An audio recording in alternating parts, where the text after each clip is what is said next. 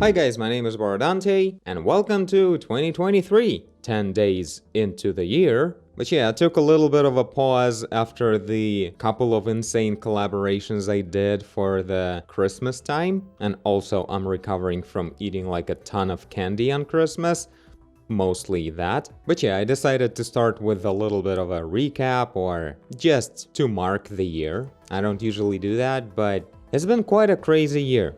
Far from good. Like, it wasn't terrible to me and Nadia personally, but it was hard.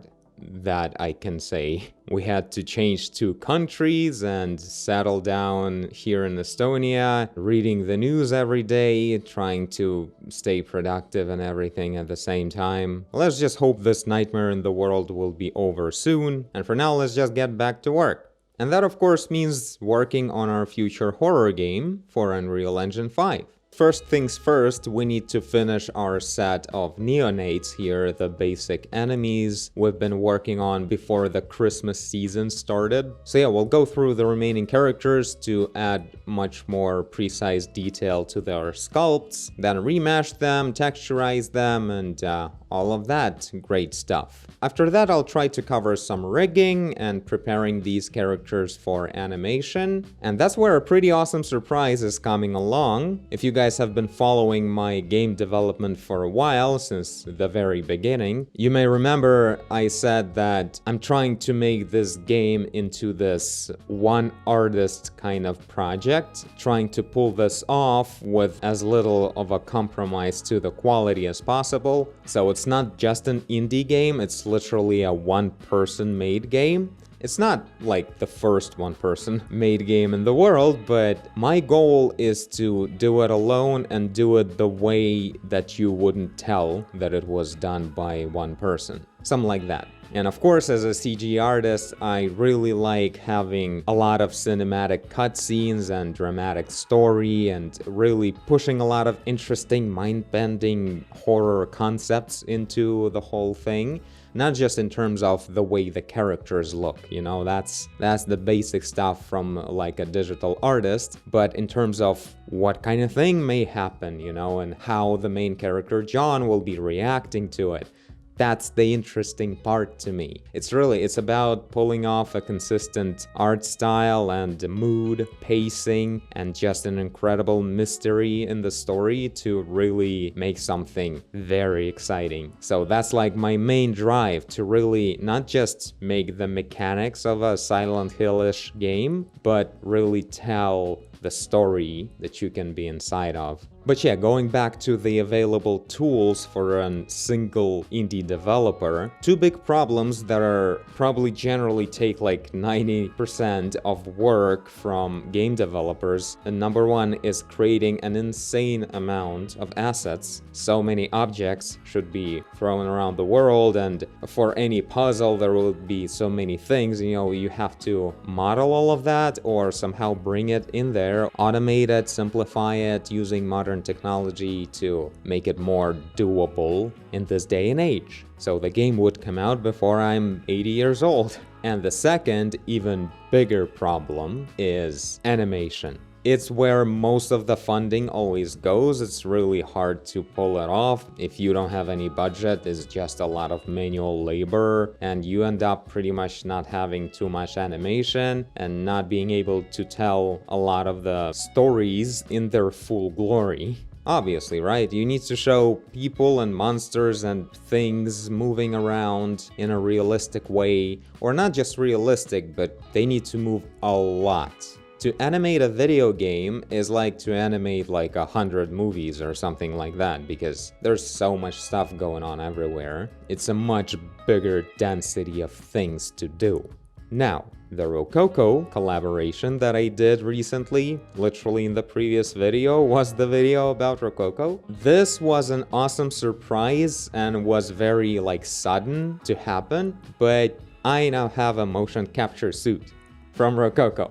And it's awesome. So, of course, I'll make more videos about that in the nearest future. This is a huge deal. This was something that I was postponing for so long because I knew I absolutely needed to invest into a motion capture suit. There is no way I'll be able to animate enough of everything just by hand, even if, like, I'm not that good at that at the moment at all. But generally, to push any animation to truly something detailed and believable, like one animation takes a lot of time. If you do it with like actual handmade keyframe animation, that's like so slow. So I needed to automate it a lot. And I was postponing it so long because we're far from home in a much more expensive country than Ukraine, and like we're renting this place and like who knows what's gonna happen next, you know. So it was a really hard decision to invest into a suit like that, or also a hard decision to not do it and then like, what am I doing? Am I going for making a cool game or not? And finally, this amazing collaboration came along, and Rococo guys were so awesome about everything. So the whole challenge that's still going on, by the way, if you don't know what I'm talking about, here's the link to it. The challenge was amazing, and Rococo video website for the AI-powered motion capture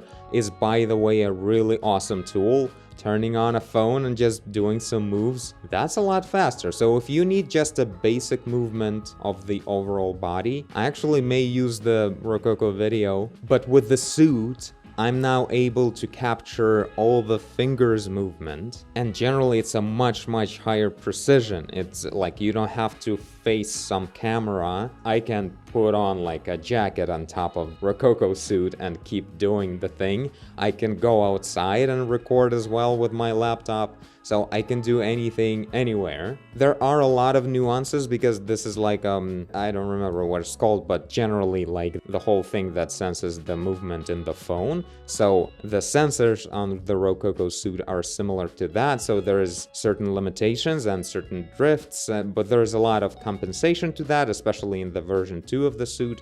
But more on that in the dedicated video to the suit. For now, I was still like waiting so long for the Christmas and New Year's stuff to be over so I could finally, you know, put on the suit again. But so far I was only putting it on once to really give it a good try and then like move on to the whole thing I needed to do at that time. So yeah, really excited to getting back to the suit and trying it out very soon, like in actual work and actual animation. And yeah, the suit is generally capturing the body, but I kind of mentioned it briefly in the recent videos. I also acquired an iPhone Pro, the one that has a LiDAR sensor right here. And this was a very important purchase because this is how you get to also capture your face with the Rococo suit. So it has a special mount for this phone to be in front of your face. Another great thing about the iPhone, it's the 3D scanning. So that's the second thing about creating assets, because many assets that you put into a game are the objects from the real world, something that should just be realistic things. And now with the iPhone, I'm capable of capturing, well, something like this. So this is Nadia's pastel, and I prepared this scene right here to do a little tutorial that will be literally that next video on a very interesting subject. But generally, yeah, this was taken with an iPhone very effortlessly. I literally wasn't using LiDAR to capture this. So yeah, it's that sharp and that nice, and it's amazing. Like with nanite technology in Unreal Engine 5, that lets you use any density of objects that don't have to like be animated and banned. This density of polygons, I can just put it into the game right now. This is an asset that's totally ready. It looks perfect for an indie game. I will be putting a lot of stuff like this, and that's it, because my most scarce resource is time.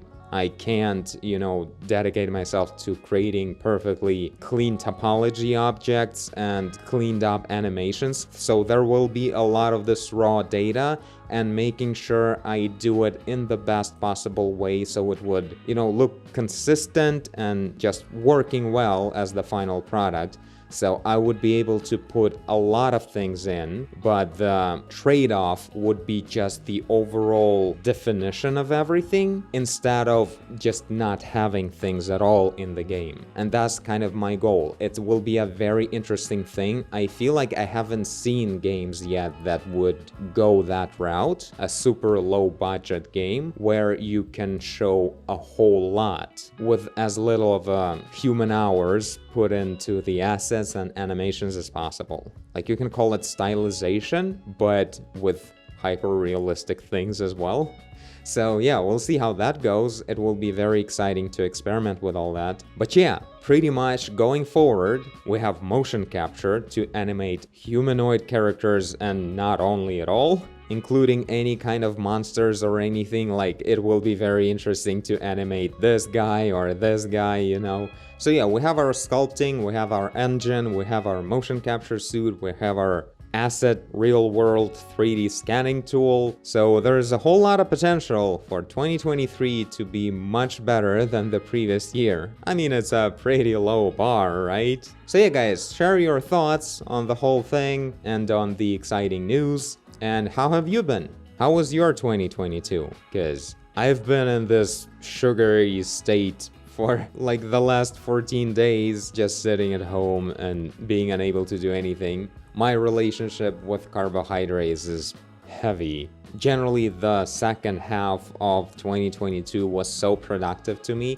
because I completely gave up carbohydrates and started practicing a bunch of stuff like that. I'll probably someday make a dedicated video to that, but I'm still in the experimentation period. I don't want to do a lot of quick conclusions and talk about stuff I have no idea about. So yeah, maybe one day I'll share with you guys how to be very productive while you have a very sedentary lifestyle. For now, let's hope I'm right and I'll get back on track with the game development the way we had it last fall. But for now, this is it.